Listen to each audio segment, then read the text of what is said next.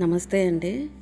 ఈరోజైతే ఈ పచ్చి కొబ్బరితో లడ్డూలు తయారు చేద్దామని చెప్పేసి ఇలా అయితే అన్నీ మొత్తం తీసుకున్నాను. ఇవి ఇంట్లో అలాగే బయట గుళ్ళల్లో కొట్టిన కొబ్బరికాయలండి ఇవి. ఇంకా అట్లాగే పెట్టేస్తే చెడిపోతాయి అని చెప్పేసి లడ్డూ చేద్దామని ఇంకా మొత్తం ఇట్లా అయితే తీసేసాను. శుభ్రంగా కడిగేసి ఇట్లా అయితే మనం ఇట్లా చిన్న చిన్న పీసులుగా కట్ చేసుకొని మిక్సీ పట్టేసుకుంటే సరిపోతుంది. అంటే ఇది కొబ్బరి అనేది ముదురుగా లేదండి. ముదురుగా ఉంటే మనము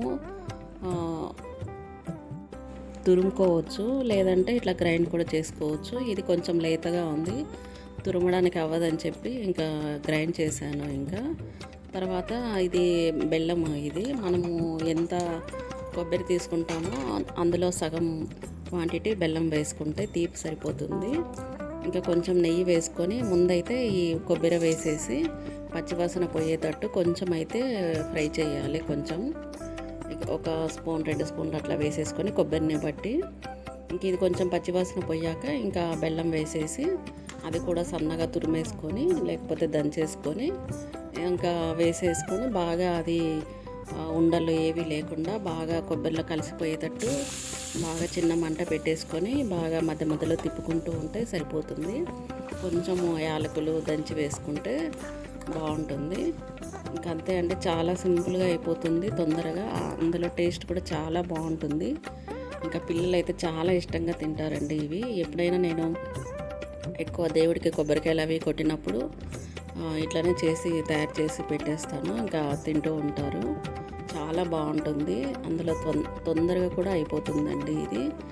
అందులో ఇది బెల్లము కొబ్బరి కదా, చాలా రుచిగా ఉంటుంది. అలాగే బలం కూడా పిల్లలకైతే, ఎవరైనా పెద్దలైనా పిల్లలైనా చాలా ఇష్టంగా తింటారు లడ్డు అయితే.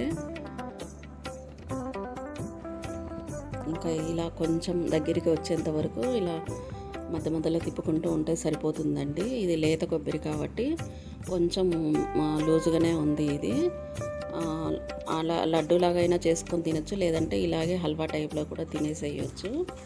ఇంకా ఇవి లడ్డూలు కట్టేసుకొని మనం ఫ్రిడ్జ్లో స్టోర్ చేసుకున్న చాలా రోజులే మనకి నిల్వ ఉంటాయండి. మనకి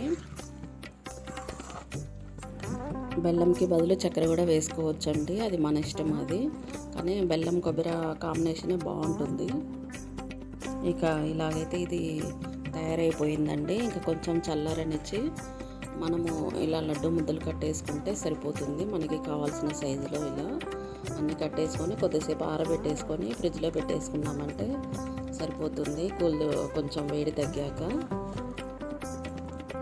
సో ఇదండి ఇవాళ వీడియో. నచ్చితే చిన్న లైక్ చేయండి, అలాగే ఛానల్ని సబ్స్క్రైబ్ చేసి సపోర్ట్ చేయండి ఫ్రెండ్స్. మరొక మంచి వీడియోతో మీ ముందు ఉంటానండి. ఓకేనండి.